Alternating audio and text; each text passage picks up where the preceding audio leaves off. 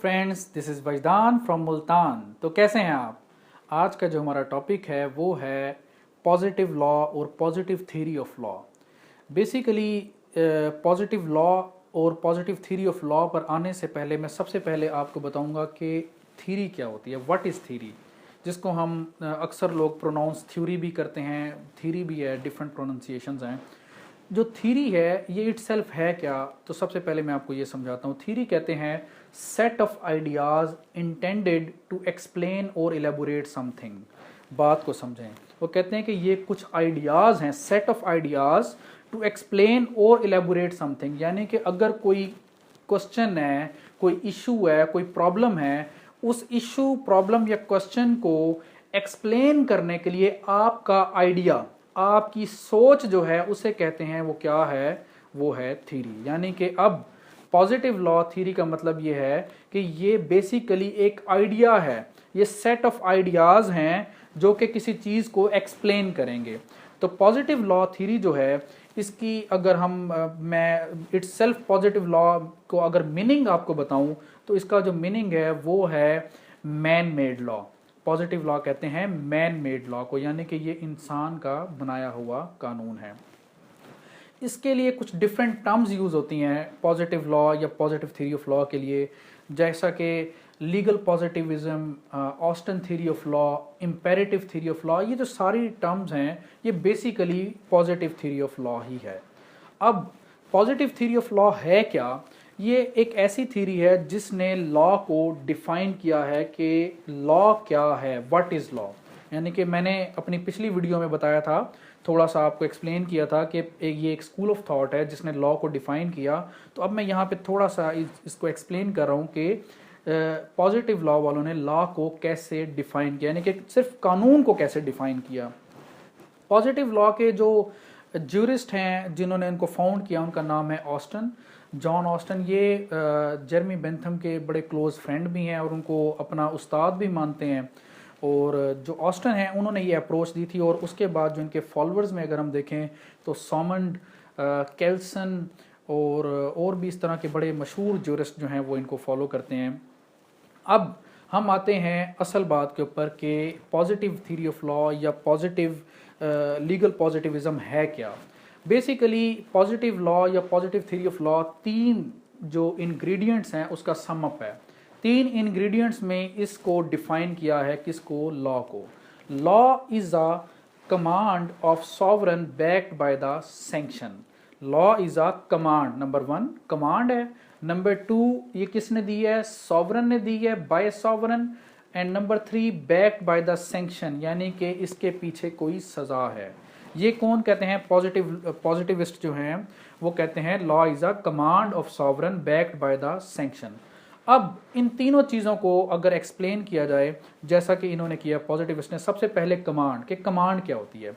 Command के बारे में कहते हैं कि ये टू डू और नॉट टू डू का कॉन्सेप्ट है, कि आपको हुक्म दिया जाता है किसी काम को करने का और किसी काम को ना करने का। अब ये जो ना करना या ना करना, ये बेसिकली कमांड, वो कमांड नहीं है जो कि कोई कमांडर अपने सिपाहियों को देता है या कोई ऑफिसर, पुलिस ऑफिसर अपने सिपाहियों को देता है कि शूट एट दिस पर्सन। ये वो कमांड नहीं है, ये एक जनरल कमांड है। किसी भी जो सोसाइटी के अंदर रहने के लिए कुछ असूलों को तय किया गया कि कुछ काम सही हैं, कुछ काम गलत हैं, कुछ कामों को इस तरह से करना है, कुछ कामों के लिए आपको रोका गया, ये उस नेचर की कमांड है, नंबर वन। इसकी मैं अगर आपको मिसाल दूं तो पाकिस्तान का एक बड़ा फेमस हमारा एक स्टैट्यूट है जिसको हम पीपीसी कहते हैं, पाकिस्तान पीनल कोड 1860। ये अंग्रेज़ों के दौर का कानून है, जब जो ब्रिटिशर्स हैं वो सब कॉन्टिनेंट में थे, उन्होंने ये कानून बनाया था।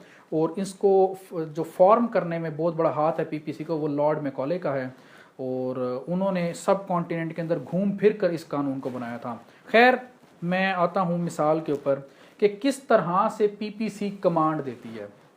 मिसाल के तौर पर अगर हम लें एक दफ़ा, जो कि दफ़ा है 379 जो है वो बताती है कि चोरी, 378 डिफाइन करती है कि व्हाट इज़ थेफ्ट, और 379 के अंदर बताया जाता है कि इसकी सज़ा क्या है। यानी कि सबसे पहले तो आपको कमांड दी गई कि आपने थेफ्ट नहीं करना, और अगर आपने थेफ्ट कमिट कर दिया तो आपको ये सजा होगी। यानी कि आपको कमांड दी गई है कि आपने थेफ्ट कमिट नहीं करना, इसे कहते हैं कमांड। यानी कि अब एक कानून ने आपको कमांड दे दी है। ये है पॉजिटिविस्ट का पहला पॉइंट, कमांड, के एक कानून आपको कमांड दे रहा है कि आपने ये काम नहीं करना। सेकंड पॉइंट, ये कमांड कहाँ से आ रही है? ये कमांड बेसिकली आ रही है एक सॉवरन बॉडी से। अब अगर हम पीपीसी की मिसाल जो मैंने सामने रखी है, तो ये पीपीसी किसने बनाया?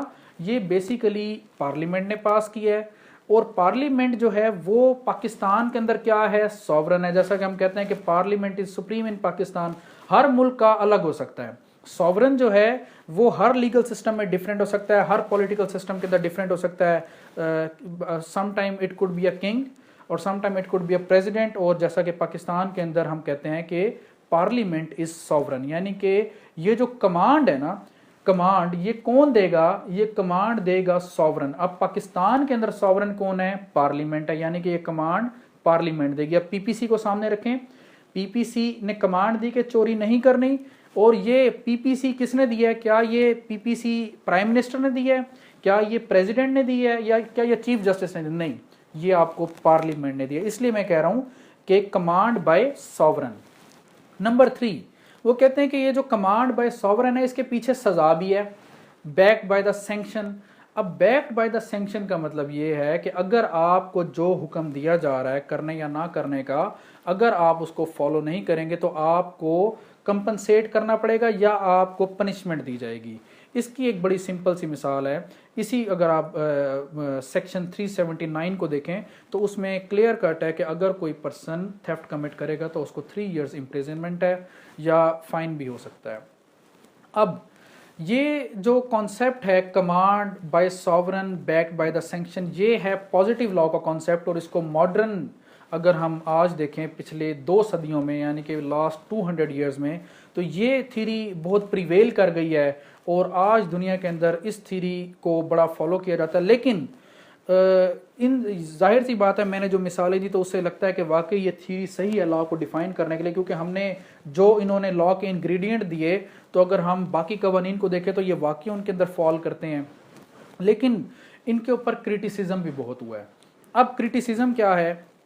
सबसे पहले कमांड के ऊपर ये आता है कि इसको अक्सर जो नेचुरलिस्ट हैं वो कहते हैं कि this is a gunman theory.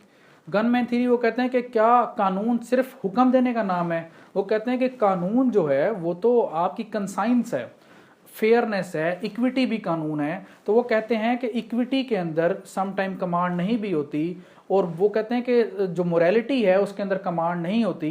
तो वो कहते हैं इसलिए ये कमांड गनमैन थ्योरी है, लिहाजा ये कमांड जो है ये लाजमी एक फैक्टर नहीं है कानून का। दूसरा वो सॉवरन के ऊपर आते हैं, तो वो कहते हैं कि जी आप कहते हैं कि कानून सॉवरन ने दिया, लेकिन बहुत सारे वो कहते हैं अगर हम हिस्ट्री के अंदर देखें तो, या अगर हम और जो अक्सर इस तरह के जो कस्टम्स हैं, ख़ास तौर पे कस्टम्स जो चलते आ रहे हैं, वो कहते हैं कस्टम जो है ये किस सॉवरन ने दिया? ये तो एक प्रैक्टिस है जो सामने आई, हैबिट है जो सामने आई, और आज वो पूरी सोसाइटी के अंदर प्रिवेल कर जाती है, जो कस्टमरी लॉज हैं। तो इस पे वो कहते हैं कि फॉर एग्जांपल अगर एक कस्टमरी लॉ है पैक्टा सन्ट सर्वेंडा, पैक्टा सन्ट सर्वेंडा कहता है कि promises are to be observed in letter and spirit, यानी कि जब आप कोई वादा करें तो पूरा करें। पैक्टा सन्ट सर्वेंडा, वो कहते हैं ये किसने दिया है? क्या ये किसी सॉवरन ने दिया है? सॉवरन ने तो नहीं दिया, और इसका तो ट्रेसेस भी नहीं है कि कब से ये सामने आया। मतलब ग्रीक्स के पास भी यही असूल था, रोमन्स के पास भी था, इस्लाम के अंदर भी ये कॉन्सेप्ट आया, और आज दुनिया के अंदर जितने जो कॉन्स्टिट्यूशंस हैं या जितने जो बाकी लेजिस्लेशन है, स्टैट्यूट्स हैं, उनके अंदर इस प्रिंसिपल को इंश्राइन भी कर दिया गया। तो वो कहते हैं क्या ये किसी सॉवरन ने दिया था? तो इसलिए वो कहते हैं कि ये एक लाजमी फैक्टर नहीं है कि कानून या असूल जो है वो सॉवरन दे। अब तीसरा फैक्टर सैंक्शन, वो कहते हैं अगर हम इस चीज़ को सामने रख लें तो हम हर कानून, वो कहते हैं फिर तो इंटरनेशनल लॉ खास तौर पे, वो कहते हैं इंटरनेशनल लॉ के अंदर सैंक्शंस की नेचर बड़ी डिफरेंट है। आप जो सैंक्शन कह रहे हैं सजा देने की, वो सैंक्शंस इंटरनेशनल लॉ के अंदर डायरेक्टली फॉल नहीं करती। इंटरनेशनल लॉ के अंदर भी सैंक्शंस मौजूद हैं, लेकिन जिस तरह की सैंक्शंस ऑस्टन थ्योरी या इंपेरेटिव थ्योरी कहती है वो सैंक्शंस इंटरनेशनल लॉ के अंदर मौजूद नहीं है। तो लिहाजा जो इसका क्रिटिसिज्म करते हैं वो इन तीनों पॉइंट्स के ऊपर बात करते हैं कि ये तीनों पॉइंट्स जो हैं वो लॉ के लिए ज़रूरी नहीं हैं। ये इसका क्रिटिसिज्म है। खैर मैंने शुरू में आपको बताया कि दिस इज़ अ थ्योरी क्या है, दैट इज़ एन आइडिया। अब जब एक आइडिया है और वो किसी इंसान ने दिया है तो आपको पूरा राइट है कि आप विद एविडेंस उसको क्रिटिसाइज कर सकते हैं, विद लॉजिक क्रिटिसाइज कर सकते हैं। जैसा कि हम अपने मज़हब के अंदर भी देखते हैं कि इवन हमारे जो डिफरेंट स्कूल ऑफ थॉट्स हैं, इमाम अबू हनीफ़ा, इमाम शाफ़ी, इमाम हम्बली, इमाम मालिकी, अब ये जो डिफरेंट स्कूल ऑफ थॉट्स हैं हमारे इस्लाम के, इन्होंने भी एक दूसरे को क्रिटिसाइज किया है, उनकी बातों को चेंज किया है, लेकिन विद लॉजिक। तो लिहाजा किसी भी थ्योरी को आप क्रिटिसाइज कर सकते हैं लेकिन with logic. Thank you very much.